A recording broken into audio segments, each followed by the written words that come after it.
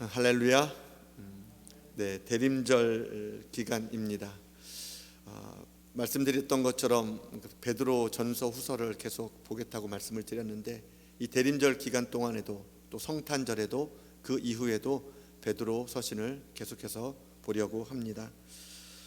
베드로 서신은 박해를 당하고 있는 흩어진 성도들에게 산 소망이신 예수 그리스도를 더욱 바라보라는 베드로의 그 간곡한 부탁의 말씀입니다. 비록 부당하고 억울한 일을 당한다고 할지라도, 그것이 애매한 고난이라고 할지라도, 아니 어쩌면 그러기에 더욱더 예수님을 생각하고 예수님을 따라 살라고 권면하는 베드로가 고난당하고 있는 성도들에게 한치의 망설임도 없이 예수님 바라보라, 예수님 생각하라, 이렇게 자신 있게 권면할 수 있었던 이유가 있지요. 베드로는 예수님을 직접 만났고 예수님의 가르침을 직접 들었습니다. 가르친 것으로 끝나지 않고 예수님은 가르침 그대로 사신 것을 베드로는 보았습니다. 부당한 핍박들, 수많은 악한 일들을 당하시면서도 끝까지 그 선함으로, 사랑함으로 대하신 그 예수님, 십자가에서 죽으신 것으로 끝나는 줄만 알았는데 다시 살아난 것을 친히 보았던 베드로, 부활하신 주님도 만났고 구름 타고 하늘로 승천하신 것도 보았고 다시 오신다는 천사의 말도 직접 들었습니다. 성령을 받기 전에는 예수님과 함께했던 이 모든 사건들이 믿음이 되지 못했는데, 성령 받은 후에는 예수님의 말씀, 예수님의 그 삶의 그 걸음들, 삶의 모습, 그 고난당하신 것들, 그 죽으심, 그 이후에 부활하신 모습들, 또 승천하신 그 모든 일련의 모든 사건들이 베드로에게는 믿음이 되었습니다. 베드로는 믿음으로 그 예수님을 바라보았고, 예수님을 깊이 생각할 때마다 한없이 부족하고 연약한 자신을 예수님처럼 걸어갈 수 있도록 도와주시는 성령의 역사를 체험했습니다. 그게 사도행전에 수없이 많이 기록되어 있지요. 편지를 쓰는 지금 이때에도 성령의 도우심 가운데 있음을 알기에 성도들을 향하여 확신 있게 예수 그리스도만을 전했던 것입니다. 베드로의 이 권면들은 당시 흩어진 나그네들뿐만 아니라 지금 우리들에게도, 지금 우리가 어떻게 살아야 하는가에 대한 분명한 길을 보여주고 있습니다. 그래서 베드로의 서신을 계속해서 보려고 합니다.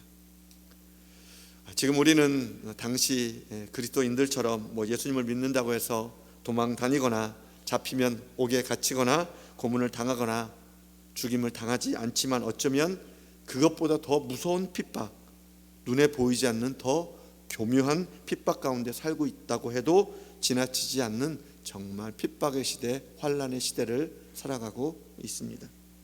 멀리 갈 것도 없습니다. 다른 거 생각할 것도 없지요. 얼마 전에 잘 산다고 하는 나라 17나라의 삶에 가장 가치 있는 것이 무엇이냐는 질문에 우리 한국 사람들이 가장 가치 있는 것으로 선택한 것이 물질, 돈이었습니다. 삶에 가장 가치 있는 것으로 물질을 제일 우선순위로 응답한 나라는 우리나라밖에 없었습니다. 17개 나라 중에서 물질 다음에 건강이었고 그 다음으로 가족이었습니다.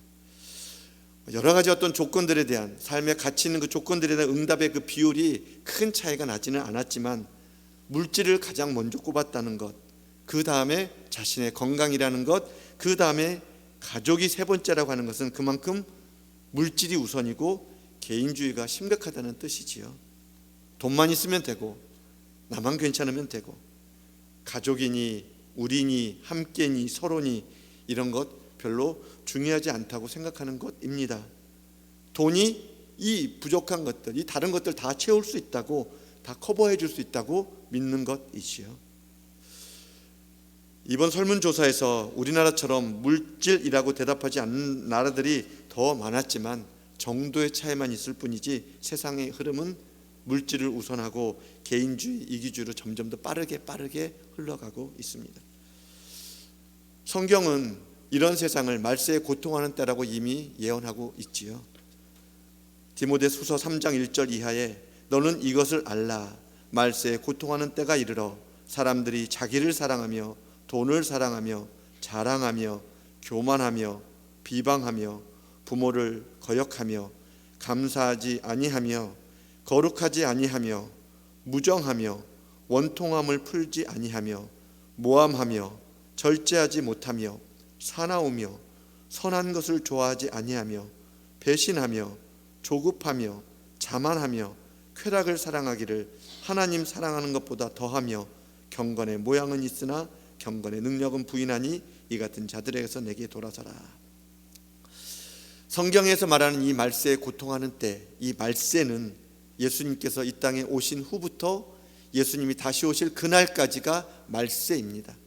그러니 제자들이 예수님을 따르던 그때에도, 또 그렇게 극심한 핍박을 받았던 그 초대교회 때도, 또 중세의 때에도 지금 우리도 말세에 고통하는 때입니다. 2000년 전에 이미 이 말씀을 하신 그 예수 그리스도, 만약에 차이가 있다고 한다면, 그때와 지금하고 차이가 있다고 한다면 이 고통의 현상들이, 이 고통의 때가 점점 더 분명하게 드러나고 점점 더 그 심해지고 더 빨라지고 있다는 차이이겠지요. 코로나로 인한 지금의 고통 또한 말세에 고통하는 때의 한 단면이고 결과물이라고 할 수 있습니다. 여러분, 언젠가는 코로나도 지나가겠지요? 지나갈 것입니다. 그러나 분명한 것은 신앙생활을 하는 것, 예수님을 믿는 것, 교회 공동체 가운데서 생활하는 것 더 어려워질 것이 분명합니다. 그러나 또한 또 분명한 것은 설사 우리가 예상하는 것보다 더 힘든 시간이 온다고 할지라도 지금 이때, 지금 이 시간, 이 순간을 지나가는 우리의 믿음의 반응들, 말씀에 순종하는 이 삶의 모습들, 이 모습이 이후에 그 어떤 어려움도 넉넉히 지나가게 될 것입니다. 함께 하시는 하나님께서 그 시간들도 충분히 넉넉하게 이김을 주실 것입니다. 그래서 지금 이때, 이 순간 우리의 삶의 모습이 중요한 것이지요. 오늘 베드로의 권면은 시대만 다를 뿐이지 말세에 고통하는 때를 지나면서 다시 오실 주님을 기다리는 지금 우리를 향한 권면이기도 합니다. 베드로는 먼저 정신을 차리고 근신하여 기도하라고 합니다. 7절 말씀에 만물의 마지막이 가까이 왔으니 그러므로 너희는 정신을 차리고 근신하여 기도하라. 정신을 차리라는 이 말은 원어적으로 보면 분별력을 가져라, 마음을 잘 추스러라, 자제하라는 뜻입니다. 육신의 자제가 아니라 마음의 자제입니다. 그러니까 곧 침착해라, 요동하지 말아라 라는 뜻이 정신을 차려라 라는 뜻입니다. 근신하라는 이 원어적인 의미는 맑은 정신을 가져라 라는 뜻입니다. 만약 7절 말씀 가운데 생략된 말이 있다면 그 고난 중 애라도라고 하는 말이 아마 생략됐을 것입니다. 7절 말씀을 다시 해석하면 만물의 마지막이 가까이 왔으므로 너희는 고난 중에라도 분별력을 가지고 마음에 요동하지 말고 맑은 정신을 가지고 기도해라 라는 이런 의미겠지요. 고난 중에라도, 말세에 고통하는 때를 지나고 있을 때라도 분별력을 잃지 말고 마음에 요동하지 말고 맑은 정신으로 기도해야 하는 이유, 오늘 말씀 그대로 만물이 마지막이 가까이 왔기 때문입니다. 한마디로 바람직한 종말론, 이 종말론, 바람직한 종말론으로 살라는 그런 의미이지요. 바람직한 종말론으로 살아야 하기 때문에, 이 만물이 마지막이 더욱 가까이 왔기 때문에 기도해야 하는 것입니다. 정신을 차리고. 예수님은 세상에 끝날 일에 일어날 이 징조에 대해서 제자들에게 여러 가지로 말씀하시면서 여기저기서 전쟁이 일어날 것이고, 전쟁들이 일어난다고는 소문들이 들릴 것이고, 민족들이 민족을, 나라가 나라를 대적해서 일어날 것이고, 곳곳에 지진과 기근이 일어날 것이고, 거짓 선지자가 많이 일어나서 그리스도가 여기 있다 저기 있다 하면서 많은 사람을 미혹할 것이고, 그들이, 거짓 선지자들이 이적과 기사를 보이면서 할 수 있으면 이 택하신 자들도 미혹할 것이라고 하셨습니다. 그러나 이런 일들이 일어난다고 해서 그때가 세상 끝이 아니라고, 그러니 사람들에게 미혹당하지 말라고 하셨습니다. 예수님은 만물이 마지막이 가까이 왔을 때 일어나는 여러 징조들을 말씀하셨지만 그날은 아무도 모르고 오직 아버지만 아시니 그러니 주의하라고 깨어 있으라고 하셨습니다. 마가복음 13장 32절로 32절 이하에 그러나 그날과 그때는 아무도 모르나니 하늘에 있는 천사들도 아들도 모르고 아버지만 아시느니라. 주의하라 깨어 있으라. 그때가 언제인지 알지 못함이라. 말세의 때, 고통하는 때, 시대가 조금만 어려워지면 이 말세의 때를 주장하는 소리가 높아집니다. 많은 거짓 선지자들이 나와서 마지막 때의 징조들을 이렇게 증거로 대면서 그리스도가 여기 있다, 저기 있다, 내가 그리스도다, 내가 성령이다 라고 미혹하면서 그들의 이적과 기사를 보면서 이 믿는 사람들이 이 미혹당하고 있는 시대입니다. 정말 많은 사람들이 미혹당하고 있습니다. 이전에 다미성교회가 그랬던 것처럼 몇 날, 며칠, 몇 시에 주님 오신다고 하는 이 시한부 종말론 지금도 여전히 있습니다. 자신의 공동체에 들어와야만 구원을 받는다고 하는 이 미혹들, 마지막 때를 안다고 하면서 예언을 이야기하고 계시를 이야기하고 환상을 주장하는 거짓 선지자들, 마지막 때가 가까이 왔으니 학교 다니지 않아도 되고 직업도 버리고 가정도 버리고 모든 재산 다 정리해야 한다고 하는 이 미혹들, 그래서 산으로 들어가고 멀리 저 피지섬으로도 가고 지금 우리 시대에 일어나고 있는 실제적인 일들입니다. 현실이죠. 그래서 정신을 차리고 근신하며 기도해야 합니다. 주님은 언제 오신다고 말씀하지 아니하셨고 삶의 자리에서 떠나라고 말씀하신 적 없기 때문입니다. 마태복음 24장 40절로 42절에 그때에 두 사람이 밭에 있음에 한 사람은 데려가고 한 사람은 버려둠을 당할 것이요 두 여자가 맷돌질하고 있음에 한 사람은 데려가고 한 사람은 버려둠을 당할 것이니라. 그러므로 깨어있으라. 어느 날에 너희 주가 임할는지 너희가 알지 못함이라.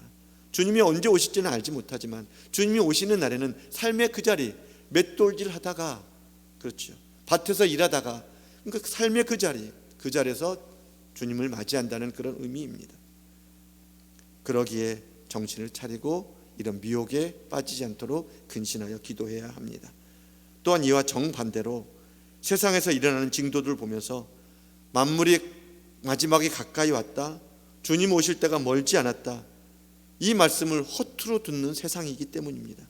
2000년 전 말씀이잖아, 아직도 오시지 않았잖아, 도대체 언제 오시는 거야, 오실 날이 아직 멀었다고 생각하고 내가 사는 년 동안에는 어쩌면 오지 않으실 거라고 하는 이 의심에 빠져서 주님 오시지 않나, 주님의 뜻을 알면서도 다른 종 때리고 술 취하고 방탕하게 사람들이 참으로 많습니다.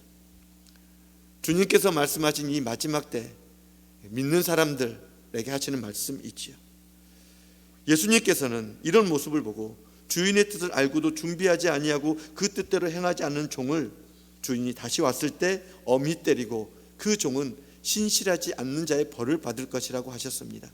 그러기에 정신 차리고 근신하여 기도해야 합니다. 더 나아가서 누가복음 21장 34절로 36절에 너희는 스스로 조심하라. 그렇지 않으면 방탕함과 술취함과 생활의 염려로 마음이 둔하여지고 뜻밖의 그날이 덕과 같이 너희에게 임하리라. 이 날은 온 지구상에 거하는 모든 사람에게 임하리라. 이러므로 너희는 장차 올 이 모든 일을 능히 피하고 인자 앞에 서도록 항상 기도하며 깨어있으라 하시니라. 깨어있지 않으면, 기도하지 않으면, 정신 바짝 차리지 않으면 다른 사람의 방탕함, 다른 사람들의 술 취함을 보면서 자신에게 있는 이 생활의 염려는 생각지도 못하는, 아무렇지도 않게 여기며 살아가는 일들이 생기기 때문입니다. 생활의 염려가 주님을 믿지 않는 얼마나 무서운 것인지, 생활의 염려가 술 취하고 방탕하며 사는 것과 똑같은 것이라는 하는 사실, 주님은 똑같은 무게로 보고 온다는 사실을 말씀에 깨어있지 않으면 생활의 염려, 그것 때문에 그날이 뜻밖의 덕과 같이 임하리라고 하는 이것을 정말 모르는 것 있지요. 주님을 믿는다고는 하지만, 기다린다고 하지만, 그러나 생활에 염려하면서도 술 취하고 방탕하는 사람들을 손가락질하고 왜 저렇게 살아 하면서 자신은 생활의 염려 가운데 주님을 기다리게 하면서 기다리지만 그날이 뜻밖의 덕과 같이 될 수 있다는 이 일들 때문에, 그래서 정신을 차리고 근신하며 기도해야 합니다. 그러나 말세에 고통하는 때, 고난의 때에 우리가 정신을 차리고 근신하여 기도해야 하는 더 중요한 이유는 우리는 서로 사랑하며 살아야 하기 때문입니다. 8절 말씀에 무엇보다도 뜨겁게 서로 사랑할지니 사랑은 허다한 죄를 덮느니라. 무엇보다는 우선순위가 아니라 가장 중요하다는 그런 뜻이지요. 고난의 때에, 말세에 고통하는 때에 가장 중요한 것은 서로 사랑하며 전하는 것이라고, 사랑하는 것이라고 전하는 베드로. 그러기에 정신을 차리고 근신하며 기도하라고 전하는 베드로. 뜨겁게라는 단어는 이 정서나 감정의 뜨거움이 아니라 운동선수들이 이 몸의 근육이 팽팽하게 계속 유지되도록 지속적으로 운동을 계속하는 모습이 뜨겁게라고 하는 단어의 뜻입니다. 운동하는 선수들이 자신의 몸을, 근육을 이렇게 튼튼하게, 이렇게 팽팽하게 유지하려면 마음에 내가 계속 해야 되죠. 결단도 하고 의지를 내야 하고 계속적인 노력을 해야 합니다. 어느 날은 하다가 어느 날 하지 않고 어느 날은 또 쉬고, 그러면 팽팽한 근육이 유지되지 않습니다. 이처럼 사랑도 마음의 결단을 이렇게 하고 의지를 이렇게 가지고 노력하고 계속해서 변함없이 그 마음을 계속 갖는 것입니다. 이게 뜨겁게라는 그런 의미입니다. 개역개정에는 8절 말씀에 생략된이라고 하는 이 단어가 없습니다. 호티라고 하는 이 단어가 빠져 있습니다. 이 호티는 왜냐하면이라는 뜻입니다. 무엇보다도 뜨겁게 사랑할지니 왜냐하면 사랑은 허다한 죄를 덮기 때문이다. 그러기에 정신을 차리고 근신하여 뜨겁게 기도해야 하는 것입니다. 사랑은 허다한 죄를 덮기 때문입니다. 아니, 그 사실을 알아야 하기 때문이지요. 허다한 죄를 덮는다는 말에는 죄로 인한 그 사람의 수치를 덮어준다는 뜻입니다. 하나님께서 그렇게 하셨지요. 죄로 인해 벌거벗은 수치를 정말 가려주셨습니다. 아담과 하와 죄를 지어서 이제 서로 벌거벗은 것이 보인 이 수치를 아담과 하와는 지금 무화과 나뭇잎으로 어떻게 가려보려고 계속했지만 무화과 나뭇잎 그냥 금방 말라버리고 시들어버려서 또 수치는 드러납니다. 그러나 하나님께서는 가죽옷을 입혀주셨습니다. 그래서 아담과 하와의 수치를 완전히 가려주셨지요. 가죽을 얻으려면 짐승을 잡아야 합니다. 피를 흘려야 합니다. 이 가죽옷이 모든 사람의 죄를 대신하여 제물되어 피 흘리신 예수 그리스도를 예표하는 것입니다. 죄를 지은 아담과 하와에게 가죽옷을 입혀주신 하나님, 수치를 가려주신 그 하나님, 아담의 그 후손들이 죄가 관영해서 이 아담의 후손들은 이제 다 홍수로 쓸어버리시고 노아를 통해서, 노아와 그 가족들을 통해서 다시 시작하셨을 때에 노아가 술이 취해서 하체를 드러내게 되었습니다. 노아의 수치가 드러났습니다. 수치를 드러낸 채 잠이 든 모습을 노아의 아들 함이 보았고 그 수치스러운 모습을 형제인 셈과 야벳에게 가서 막 일릅니다. 그런데 셈과 야벳은 아버지의 수치를 보지 않고 뒷걸음질을 쳐서 가서 옷으로 아버지의 수치를 이렇게 가려줍니다.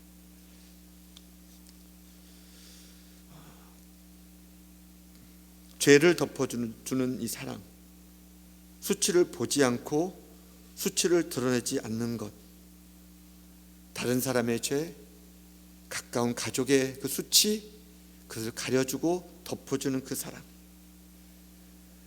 우리에게는 정말 치열한 싸움입니다. 언제든지 변할 수 있고 변덕스러운 마음이나 감정으로 살아가는 우리에게는 정말 이 싸움은 치열한 싸움입니다. 죄가 드러나고 죄가 눈에 이렇게 보이고 분명히 죄라는 것이 인정되는 그 사람들, 그래서 실망이 되고 고통스럽고 아픈 그 사람을 우리가 예수 그리스도께서 우리를 사랑한 것 같이 사랑할 수 있을까요? 그 허물을 덮어줄 수 있을까? 그 수치를 가려줄 수 있을까요?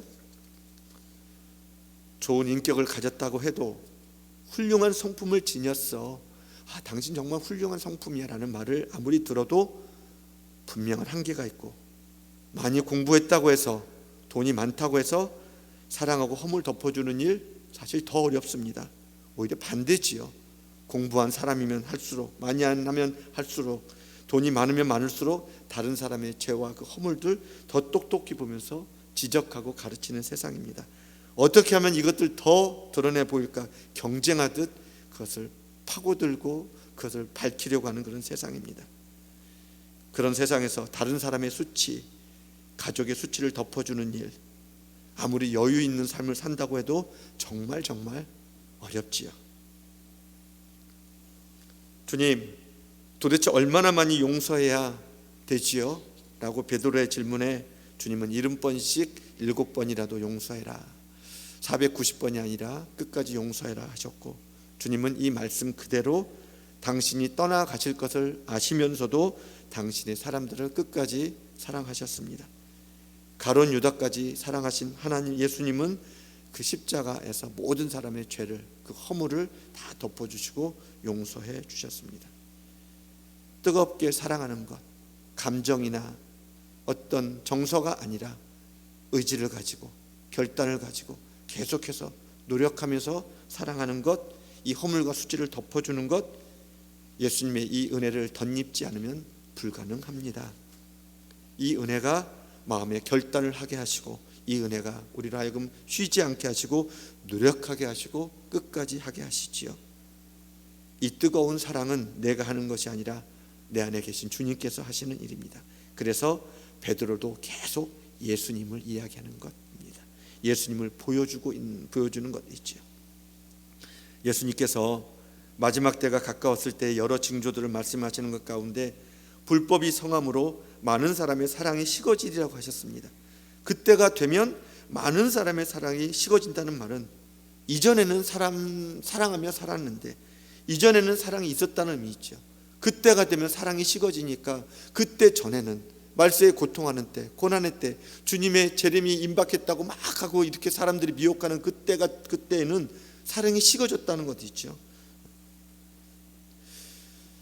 요한계시록 7교회를 보게 되면 현대 교회를 예표하는 그 7교회 가운데 에베소 교회를 향한 주님의 책망이 있습니다.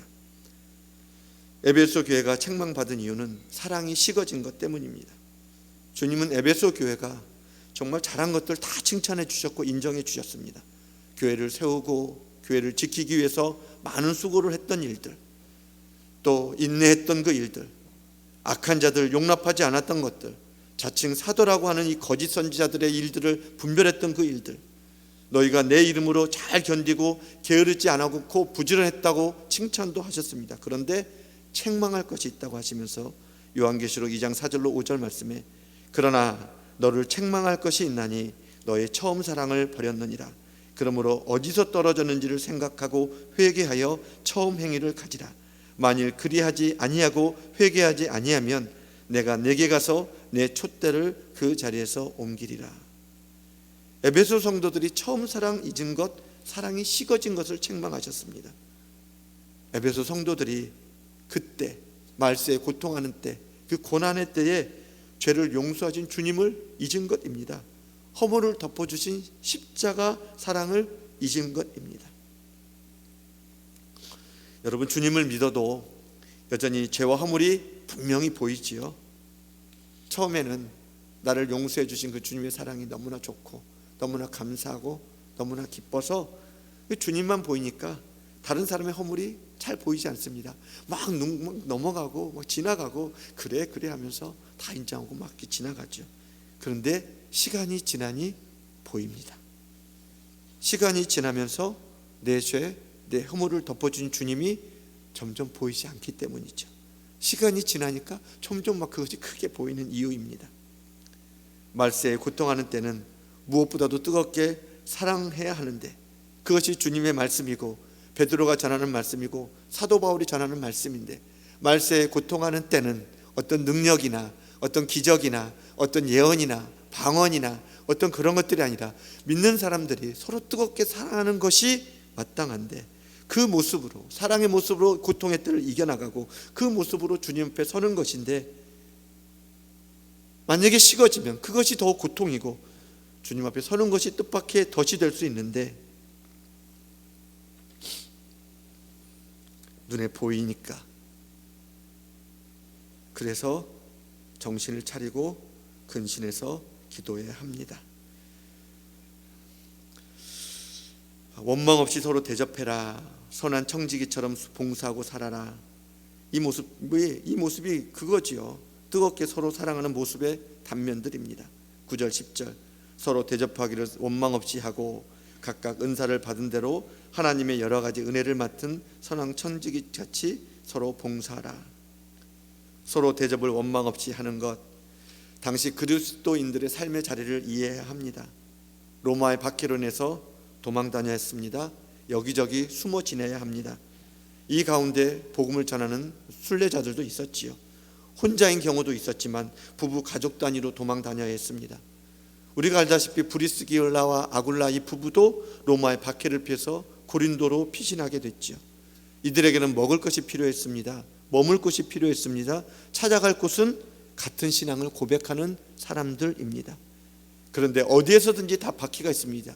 여기를 가도 박해고 저기를 가도 박해고 여기를 가도 다 어렵고 저기를 가도 다 힘듭니다. 이 집도 힘들고 저 집도 힘들고 다 힘듭니다. 대접하기 힘들지만 대접했습니다. 기간이 길어지면 원망이 나오지 않을 수 없지요. 나도 어려운데, 나도 먹고 살기 힘든데 언제까지 머물 거야? 사람 마음 다 똑같지요. 그러나 이 문제도 뜨겁게 사랑하는 것 안에서 얼마든지 해결되지요. 서로입니다. 서로 대접하는 것, 대접받는 것, 서로 뜨겁게 사랑하는 것입니다. 서로 원망 없이 대접하는 것입니다. 주님의 마음으로 끝까지 대접하고 대접받는 자도 상대방의 어려움을 함께 이해하고 동정하면서 대접하는 사람의 그 마음이 불편하지 않도록, 그 형편이 곤란하지 않도록, 부담되지 않도록 배려하는 마음이, 이것이 서로 대접하는 것입니다. 그래서 초대교회 문서 디다케라고 하는 이 글에는 이런 글이 실려 있었다고 합니다. 사도들과 선지자들에게 관해서는 복음의 규정대로 하라. 그렇게 대접하라는 것도 있죠. 그리하여 그들이 당신에게 올 때에는 주님처럼 영접하라. 그러나 그는 하루 이상 머물면 안 되며 필요한 경우 이틀도 가능하나 사흘 이상 머물며 여기에 더하여 돈까지 요청한다면 그는 거짓 선지자이다. 이렇게 말할 정도로 도망 다녀야 했고 숨어 다녀야 했고 대접해야 했고 대접받아야 했고 이런 어떤 삶이었습니다. 서로 원망 없이 대접하라. 서로 뜨겁게 사랑하는 마음에서 해결되는 것입니다. 대접하는 자나 대접받는 자나 그 주님 주신 사랑의 은혜 안에서 배려하고 이해하고 함께 섬기는 것 있죠. 각각의 은사를 받은 대로 여러 가지 은혜를 맡은 선한 청지기같이 서로 봉사하는 것도 꼭 같습니다. 교회 공동체 안에서 서로 봉사하는 것, 죄 용서하신 주님의 사랑의 결과입니다.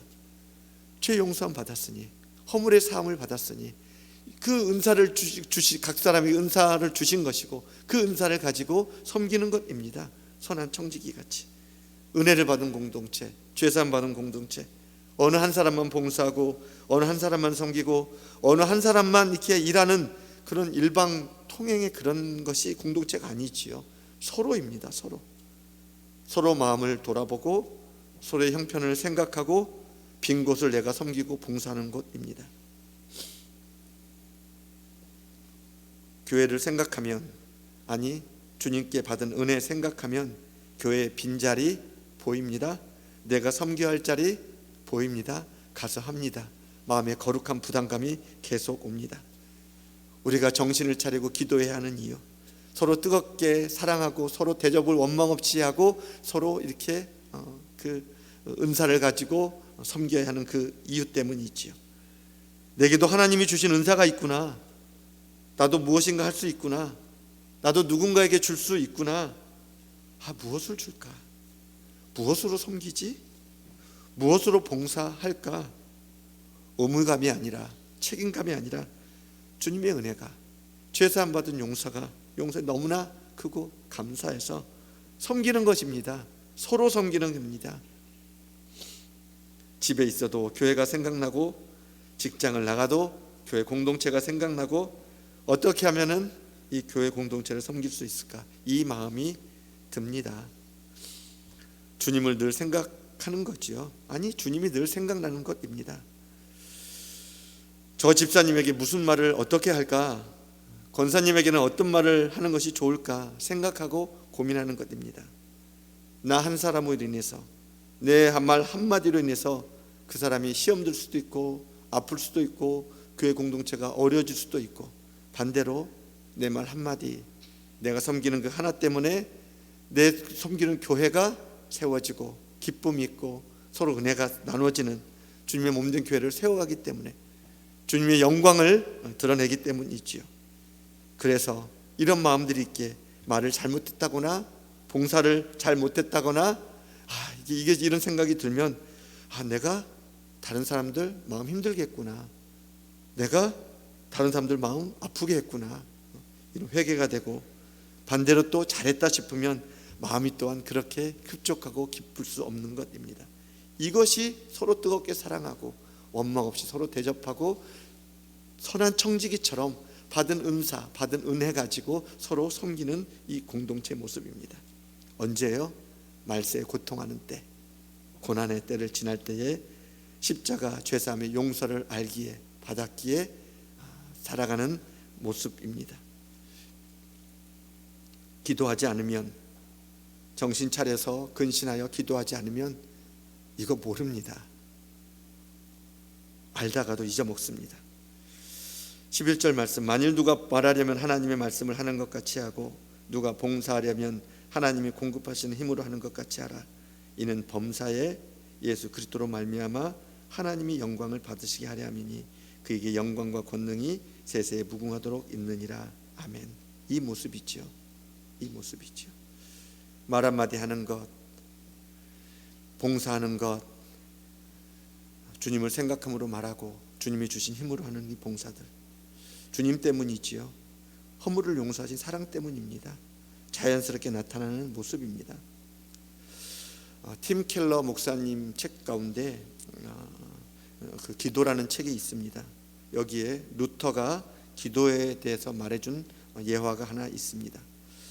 루터의 이 전담 이발사인 페터 베스켄도로포라는 사람이 있었습니다.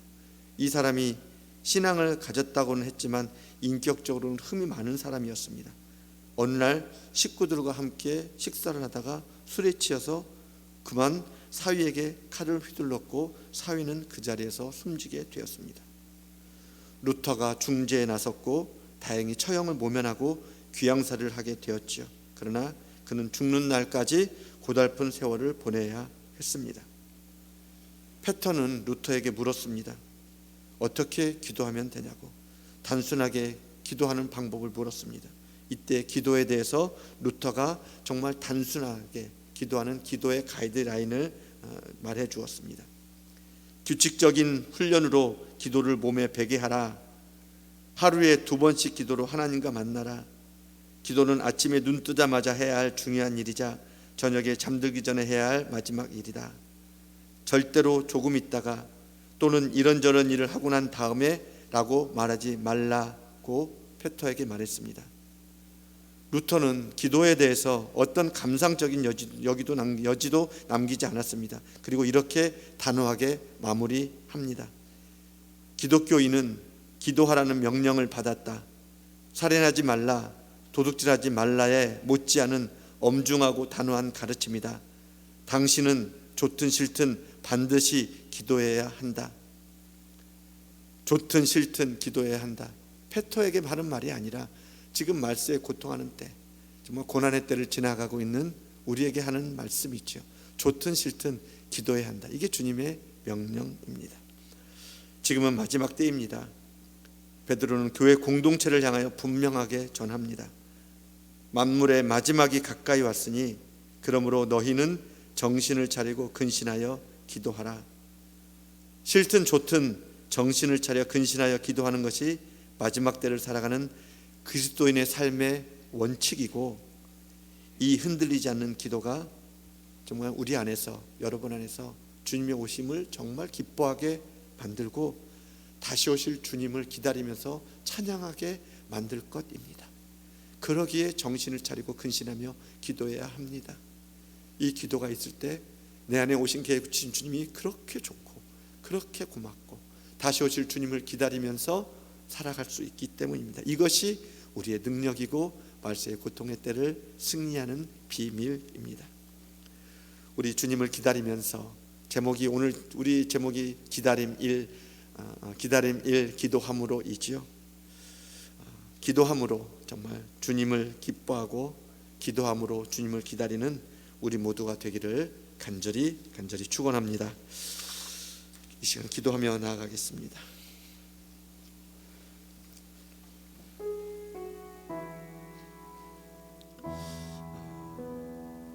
예수 믿는 사람 안에는 큰 기쁨이 있습니다. 큰 안에 웃음이 있습니다. 뭐 시도 때도 없이 막 웃고 막 그러는 것이 아니라 정말 형언할 수 없는, 세상이 알지 못하는, 다른 사람들이 알지 못하는 기쁨과 감사가 있습니다. 그것 때문에 할 수 없는 마음도 먹게 되고 그 할 수 없는 일들도 하게 되고 계속적으로 끝까지 견디게 되고 참게 되고 인내하게 되고 막 다 변하게 되는 것입니다. 주님 이 땅에 오셨습니다. 2000년 전에 오셨지요. 이제 곧 성탄절입니다. 주님이 이 땅에 오신 것뿐만이 아니라 저와 여러분 마음 가운데 오셨습니다. 이 주님을 또 기다리는 대림절 첫 주일 시작입니다. 여러분 주님의 오심이 얼만큼 기쁘십니까? 어떤 마음으로 주님의 다시 오심을 기다리고 있습니까? 정말 정신을 차리지 않고 근신하지 않고 기도하지 않으면 그 기다린 주님이 그 날이 뜻밖의 덕과 같이 임한다고 하는 사실, 이 말세 때 고통하는 때 정말 수없이 많은 미혹 가운데 넘어질 수밖에 없다는 사실, 우리 그리스도인들이, 우리 믿는 사람들이 이 코로나를 지나고 있는 이 때에 어떤 모습으로 어떻게 살아야 하는지 오늘 베드로에게 답이 있습니다. 너희는 정신을 차리고 근신하여 기도하라. 말세에 마지막 고통하는 때 만물의 마지막이 가까이 왔다. 이 말이 성령 안에서 깨달아져서 주님을 기다리는 저 여러분 되길 원합니다. 이 시간 기도할 때 주님 정말 정신 차리고 근신하여 기도하는 제가 되게 하여 주옵소서. 주님의 오심을 기뻐하게 하시고 주님의 다시 오심을 정말 그 앞에 당당하게 서는 제가 되게 하시고 우리 교회들이 다 되게 하여 주옵소서라고 이 시간 기도하며 나아가겠습니다. 아버지 하나님, 살아계신 주님, 만물의 마지막이 가까이 왔다고 말씀하시는 주님, 그 징조들이 지금 계속해서 보이고 있는 세상 가운데 우리의 모습이, 저의 모습이 정말 정신을 차리고 근신하여 기도하는 제가 되게 하시고 우리가 되게 하여 주옵소서. 얼마나 많은 교회된 자들이, 얼마나 많은 교회된 모습들이 정신을 차리지 않고 근신하지 않고 기도하지 않기에 무너진 모습들 가운데 사람들이 시험 들고 세상들이 비난하고 믿는 사람들마저도 서로 섬기고 봉사하는 일에 얼마나 지치고 힘든지 모릅니다. 그러나 주님의 사랑은 영원하고 주님의 그 뜨거운 사랑은 분명히 계시고 그 사랑은 우리의 마음 가운데 여전히 있습니다. 주님, 그 사랑을 보게 하여 주옵소서. 정말 모든 죄와 허물을 다 덮어주시고 수치와 부끄러움을 다 가져가신 주님의 그 사랑이 있게 하여 주옵소서.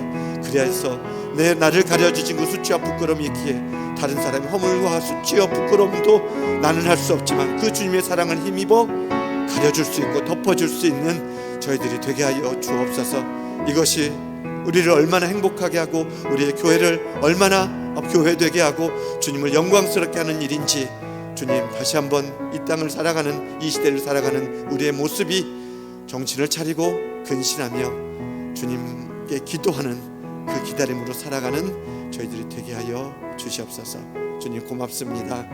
이 대림절 첫 주일을 통해서 다시 한번 주님 앞에 엎드리게 하시고 주님 앞에 기도하게 하여 주옵소서.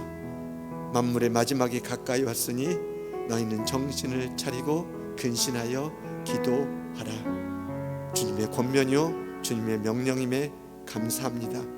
이 말씀이 무거움이 아니라 이 말씀이 감사함으로 들리게 하여 주시니 고맙습니다. 예수님의 이름으로 기도하옵나이다. 아멘.